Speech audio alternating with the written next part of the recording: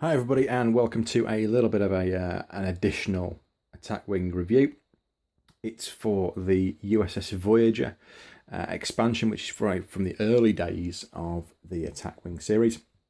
And the reason I'm doing this one is because I've had quite a few people who've actually said, you know what, Clive, can you do Voyager? And yes, I'm going to do Voyager, and I'm also going to do Scimitar, which I've had a few requests for. So I'm going to go through this one, and we'll kind of go through it.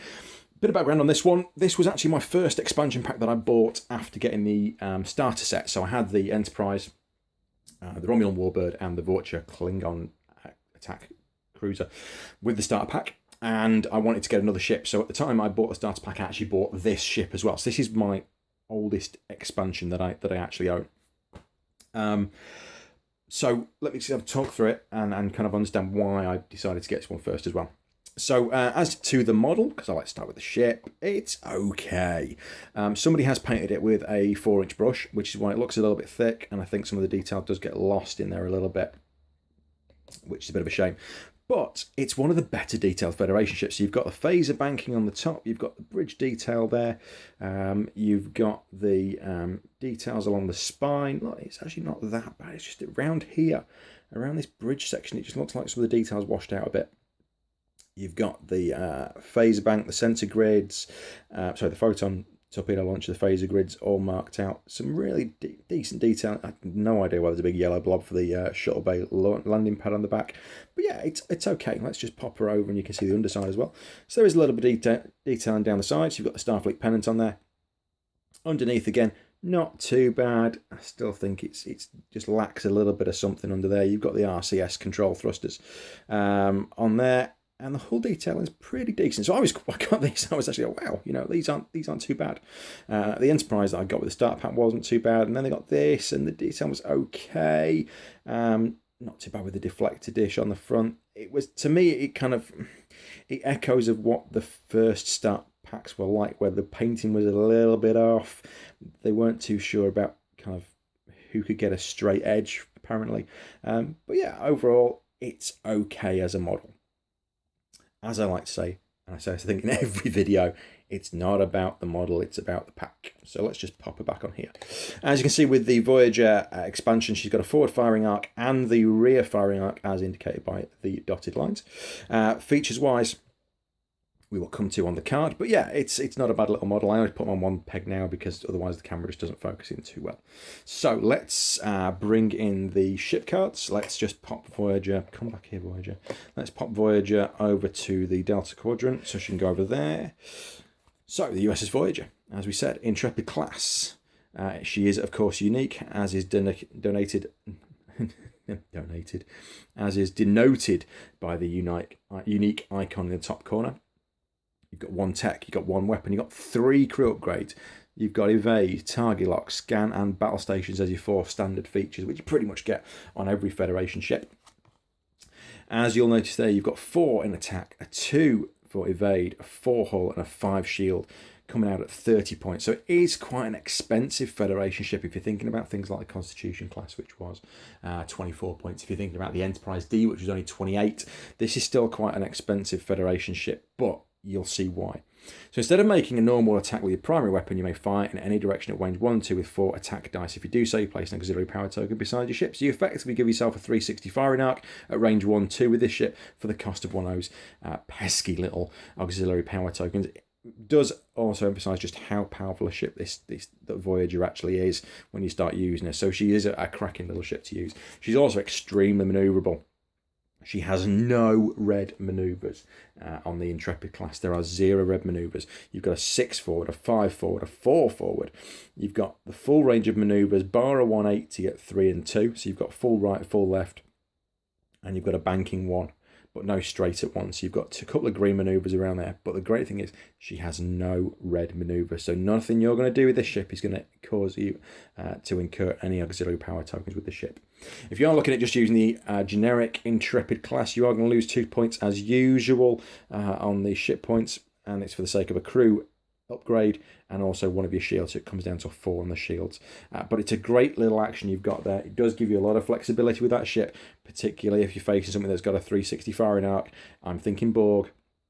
this ship is going to give you a lot of help if you're facing off against something like that. But yeah, really, really nice ship. Very powerful, very costly, because you're only going to have technically 10 if you're playing a 40-point game, or 20 points of upgrades. And the upgrades on this ship do cost quite a bit. So it's your caption options. You've got your generic, which is Admiral Paris. There we go. And then you've got your main two, which of course couldn't be anybody else other than Chakotay and Janeway, really. So as we can see with Janeway, she does have the elite action option. She's got a captain skill of 8, so she's going to be one of the higher captains within the game, and she's going to cost you 5 points. But when your ship performs an evade, a scan, or a battle station's actions, you may place an additional token of the appropriate type beside your ship. If you do so, place an auxiliary power token beside your ship. So for the sake, again, of an auxiliary power token, there are quite a lot in use in this one. You can get yourself an additional evade, scan, or battle station action, which will help you in either in attack or defense, whether dependent on what your kind of way with the ship is, because you can go quite offensive with this one, as you will see. But there are also some really good defensive features on this. So the Voyager ship is really packed to the gills with tech and with some really good crew upgrades. So a great captain card. It's going to work well, particularly if you're using an action, an attack feature that is going to be using one of those 3 points, or is relying on one of those 3 points. So I would certainly keep Janeway in mind for a good captain card. Your other captain option is, of course, Chakotay. Captain skill 5, cost of 3. So it costs you a little bit less, drops your captain skill down by a couple, but instead of performing a normal action, you can disable Chakotay to perform 2 different crew upgrades to perform their actions during the same round. So you have 3 crew upgrades that you can choose from for Voyager. And I do believe there are options that can increase those as well, so you can have quite a crew-heavy ship here. And Chakotay is going to give you the option to use 2 of those instead of 1 for the sake of disabling his card. I guess now we're going forward, this would probably have been a time token reboot of the captain card, but of course you can use an action in the later round to re-energize him. So I would use him on another ship, particularly a Federation ship where you're going to be looking at being quite crew heavy. Why they didn't give him the independent option as well is interesting, seeing as he was Maquis. Could have done that as a little bit of a Brucey bonus there. But hey, 2 really good captain cards from the early waves. So let's move on. Let's take a look at those crew options. So if you're familiar with the Voyager, as I'm sure some people out there are quite a lot of crew. So we're going to go through them in kind of 2 waves. So we'll take our let's take our sort of support service guys first. So we'll take Harry Kim, we will take Tuvok, and we will take B'Elanna Torres. So these are 3 kind of our engineer, our security, and our ops. So with Harry, he's going to cost you 4, but you can repair a shield token. Useful if you're looking to you're getting attacked. But there are options on the ship that will give you some extra shield options as well. So he might not be too useful. I have to say, with the upcoming Delta Flyer wave, he is in there as an extra crew person. So it'll be interesting to see how he plays and which Harry Kim you want to play. Tuvok allows you to be disabled and then roll an extra attack die for your secondary weapon, which, if you have a look at some of the secondary weapons here, that could be really useful. You could effectively, with one of them, use 11 dice in attack with Tuvok. So he's a really good one to use. Again, he's going to cost you 5, but he is one that you can reuse. So if you're using Photon Torpedoes, you can reuse him. If you're using the other weapon that's on here, you can reuse him as well. And our final one is B'Elanna Torres. She means you can add an extra weapon icon and an additional tech icon to your ship upgrade bar. You're going to be pretty overloaded with stuff anyway, but having the extra tech upgrade means that you can put both of the features that are on here, or add something else to your ship. So very useful. They're quite useful. They're not very situational, which is really good, as we've seen with some other ships in the later waves. They're not very situational. They really are dependent on the ship, and you can really just add. They're good for just adding bits on to help you do things. And Harry, of course, is great for helping you repair stuff, and certainly if you're battling somebody who is causing you a lot of problems, he's going to be a nice bit of a bonus. The other 2 official crew upgrades for this are 7 of 9 Tom Paris. There's no Neelix, no Kess, which most people will see as a good thing. You can disable 7 of 9 to place an adaptation token on any of your tech upgrades or any ship within a range 1 to 2. You cannot use action against species 8, 4, 7, 2. What adaptation means is that you get this little teeny tiny token. There we go. Let's see if I can put that on there. So there you go. What you do with this is you place it onto an upgrade on somebody else's ship within range 1 and 2, and you can then be that up. Effectively 7 then steals that upgrade. So if you have to disable it, you have to disable 7. If you discard it, you have to discard 7. But it means that you can effectively use her over and again to nick an upgrade off somebody else's ship, which is really cool. You can only have one of these in play at a time, and if you use the ability on another tech upgrade, you remove the adaptation token from the previous one. So she can actually just transfer it from one upgrade to another. And there is a little reference card that you get with it, which is this one, which goes through exactly how it works. But basically, it's a really neat way of just nicking somebody else's tech upgrades from their ship. It works in the same way, I suppose, as the Odo card, which is from the Wave 18 Quark's Treasure, where he can nick somebody else's upgrade as well and effectively use their feature. But yeah, this is a really neat one. Really neat little piece of kit that you can do with 7. She does cost 5, but you understand that, you know, the 5 cost is because you're going to be using her to effectively borrow somebody else's kit. So yeah, nice little one. Definitely want to keep your eye on with that one. Very useful, particularly if you're going up against a more powerful enemy who has some really, really powerful tech upgrades, and there are people out there who do. So it's definitely worth keeping that in mind. Tom, on the other hand, when defending, your ship rolls 1 extra defense die. There you go. That's pretty straightforward. Again, another big defensive feature. You're going to be defending with effectively, I think it's going to be 3. Yeah, so you're going to be defending with 3 dice if you're using Tom Paris in there. I've used him on other ships, if I'm honest, where I've had ships that have had 3 and it's up to 4. It just means I can combat some of the heavier fighting ships that do use 4 or 5 attack dice, things like the Scimitar, which I will be doing the review on shortly. So yeah, this is kind of useful. It's not a massive one, just costs you 4, but it's not a disable and it's not a discard. So it's a pretty decent one to use because you can just keep using them over and over again. Okay. The final crew upgrade, the final individual upgrade for the ship is the Doctor. Which is really nice to see him on there. He does also come as the captain for the Prometheus. He is a captain option on there, which is one way you can increase your captain skill. But for Voyager, he counts as either a crew or a tech upgrade, which is why you would probably want to use B'Elanna Torres to increase your slots, because you're going to lose a crew or a tech upgrade. And if you remember, you only have the 1 tech upgrade with this ship anyway. So it means you can remove all your disabled upgrades from your crew upgrades if you use the Doctor. And there are quite a few crew upgrades you could use with this. So you're going to be using this on a ship which is crew heavy to keep your crew enabled. Nice thing is, he doesn't have to be disabled to do this. So you can just use him as your action for that round and just get rid of him. Pretty good. Nothing much more you can say about that. Does cost you 3 points. So not too heavy. Good thing he's not a discard. So that's really cool. Let's look at some of the more exciting things with the Voyager pack. And let's go to the... What do you think, people? Should we look at... We'll do the elite action first. The elite action is sacrifice. It's something that Janeway was really good at several times, getting the ship destroyed. Costs you 5. It's your elite action with the pack. Before rolling the dice during an attack or defense, you can discard this upgrade and disable your captain in order to choose the results of 2 dice. These dice cannot be re-rolled for the remainder of the attack. So you can then discard it, disable your captain, and determine 2 of the results. So if you're defending, remember your ship only defends with 2 anyway if you're using it on Voyager, so you could determine what your result is straight away. If you're attacking, you're immediately going to put them to criticals, I would suspect. So it's a useful one. It's one that you're going to use towards the end of the game if you are getting pummeled. And I say I've not used it myself, but I can see it would be coming in useful. I think actually I would be tempted to use this on a ship which has lower stats, so one of your support ships, just so that it might survive a bit longer, just to give you a bit more of a chance to win, or just to get through another round of the game to complete your mission. But yeah, it's an interesting one. I think if you look at Voyager overall, it means that this ship is massively overpowered.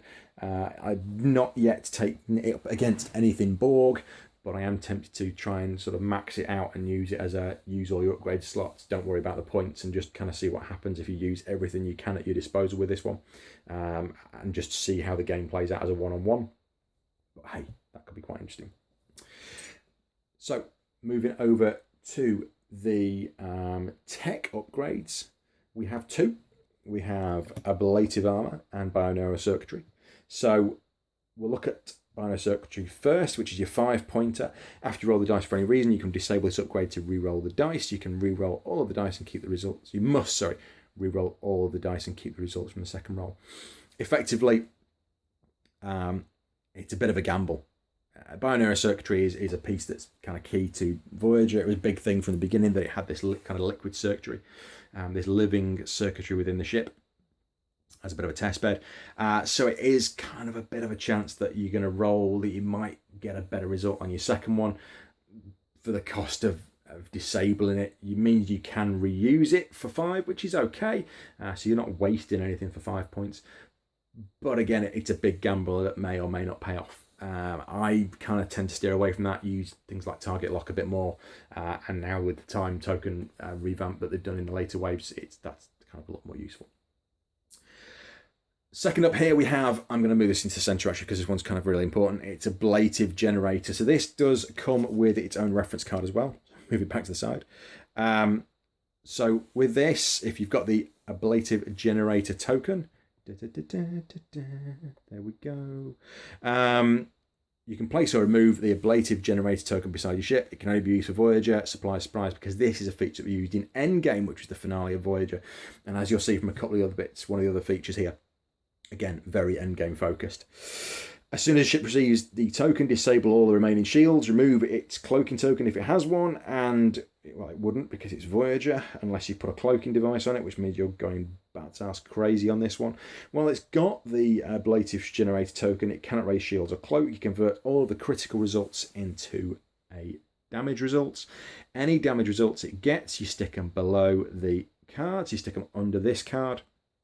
Once it's got 5 of those, then you discard the ablative generator, and anything damage affects the ship directly. And then, of course, you kind of put your shields back up and carry on with the game. So effectively, getting 5 extra hits. So instead of having a 5 shields and 4, you've effectively gone up to 9 shield, I would guess is what you could call it. So you've gone up to a 9 shield, but it does cost you 10 points for those extra 5 hits. As you'll see with the mission that comes with this, it does actually increase again because you get, I think it's 12 hits on the ablative generator before it's disabled within the endgame mission, which comes with this. But it's massively cool. It's massively expensive, but it's cool. If you think about it, it's in a 50-point game, 50 point per ship, that's 10 points straight away. So your Voyager ship's going to go from 30 to 40. And then if you stick the big weapon feature on it, you're pretty much at your 50. And that's not even including the captain. So you're going to be looking at adding a cheapo captain on to get within the rules of this one.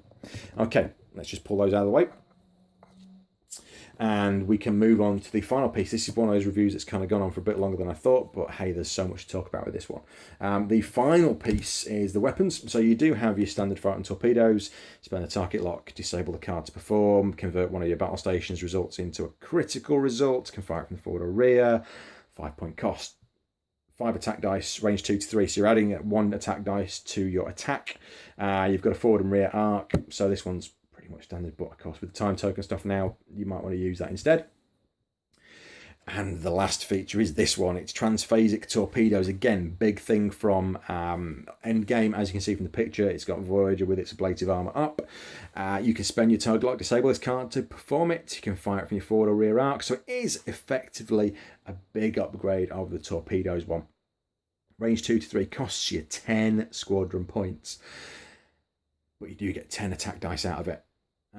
And it's just a huge benefit, especially if you're going up against bigger ships. And I've taken the Voyager up against the Scimitar with this. It really helped to win that battle because I had this in my arsenal.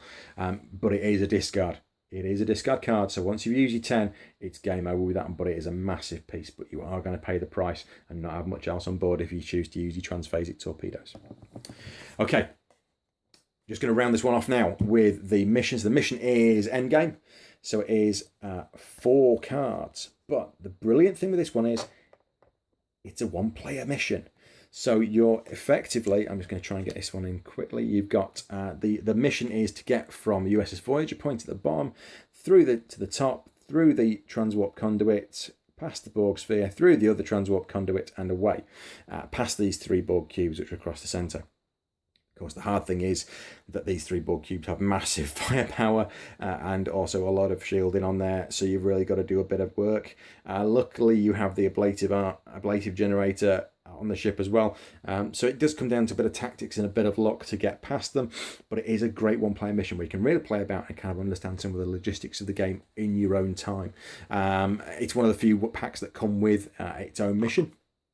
The other ones being the Constitution class Movie Refit Enterprise and the Oberth class USS Pegasus.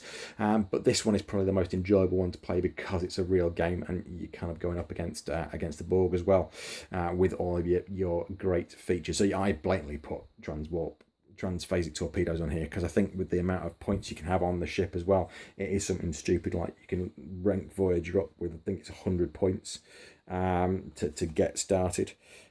So you have got quite a bit of leeway and opportunity to get through it. So let's just bring Voyager back in. There we have the ship itself. On the stand you actually get with the ship, the clips are really tight for the captain peg cards. So I actually have used another one for this and they're not quite as tight. So I've got Janeway in there now. As you'll see from my Janeway card, she is a bit battered in the bottom. But overall, it is a cracking upgrade. If you're looking for one to start with, this is definitely one I would recommend, purely because you get the 1-player mission. You can really kind of understand the game yourself, and you get extra shield tokens and the usual bits, damage, all the kind of stuff that you need to just kind of boost the game up again. But certainly as a starter player, definitely get this one, as you won't regret it. And there we go. If you've enjoyed this one, please give us a thumbs up and subscribe. If you haven't, it's been a pleasure, and maybe we'll see you again sometime. But for now, that's me done, and we shall be back soon with more Attack Wing reviews. Transfer complete.